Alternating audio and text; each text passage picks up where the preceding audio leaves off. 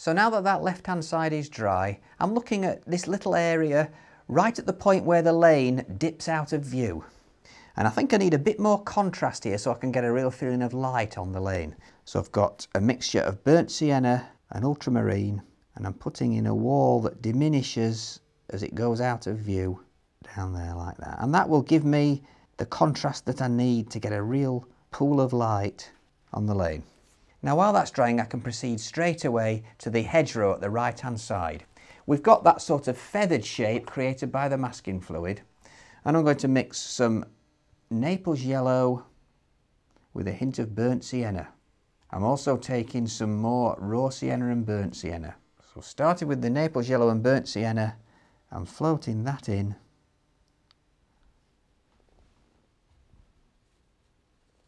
Dropping it over where I had the masking fluid. Again, using my brush strokes to describe the gentle slope down to the lane.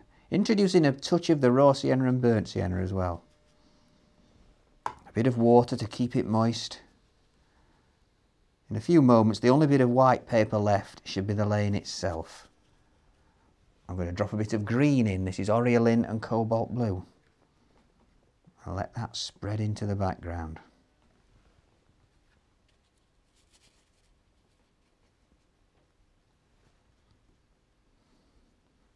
A little touch of dark green as well. This bottom right hand corner. Again, moving quite rapidly so that it softens into the still wet background. I'm going to get a smaller brush, a bit more of that rich dark green, viridian, ultramarine blue and burnt sienna, and we can now go back to the tree, darkening that bottom edge and dropping that right in to the damp hedgerow. So we bring the tree down a bit further, right down to meet the lane again. There's also a nice hint of purple in this, a little bit of warmth. So I'm just going to take some Cobalt Blue, right back to the colour I had in the sky, Cobalt Blue with Rose Madder, and drop a touch of that in as well. The great fun with watercolour sometimes is just letting the colours mix and merge on the paper to see what you get. Going to get a bit larger brush, a number 10,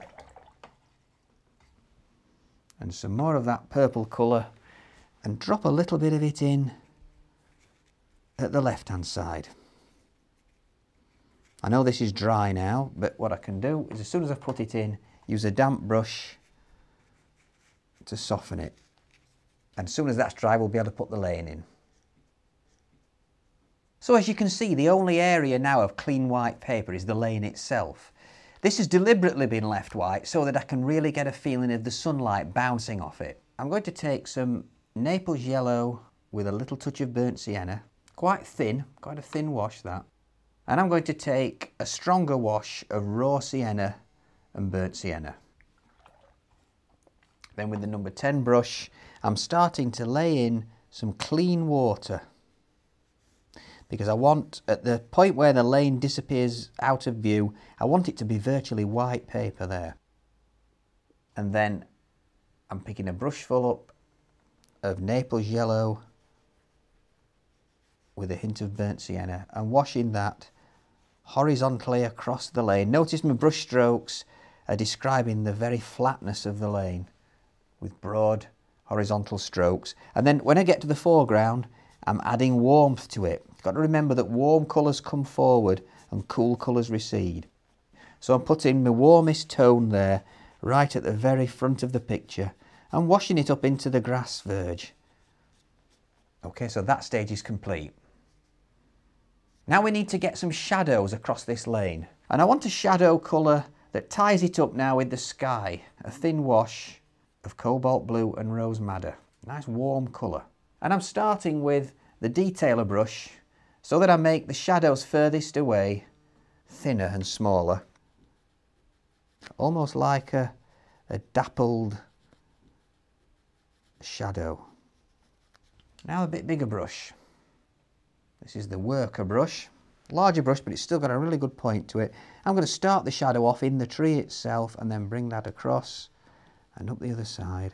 Then I'm going to, still working with the worker brush, I'm going to dampen this hedgerow at the right hand side here so that my shadow will soften into it, and then get another good brush of shadow and bring that in just out of this bank and into the lane. If I darken the front a bit, it will brighten up the middle of the picture. And with a soft, damp brush, I'm just doing a little bit of softening in. Okay, so we'll leave that to dry. So the final stage of this is just to put the fencing posts in and do a little bit of tidying up. The masking fluid has given me some nice white posts to work with. For the fence posts themselves, still with this detailer brush, I'm going to run some clean water along them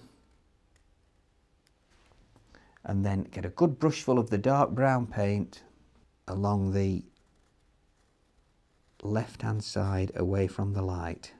Don't have to see all the white paper that I've left, just a glimpse of it to help pick them out. And put in 1 or 2 perspective lines to lead your eye into the scene. And then with the number 6 brush, I'm getting a bit more dark green again and just doing a little bit of dry brush work in the bottom corners to bring it forward. And that completes the scene. What attracted me to this scene was the large ivy-clad tree on the right hand side, so you can see that I've made that a really dominant feature in the picture. Look also at the nice warm bright colours, giving that effect of a bright crisp winter morning. And look how the shadows describe the slope of the bank and the flatness of the lane. You almost feel as though you could walk into it.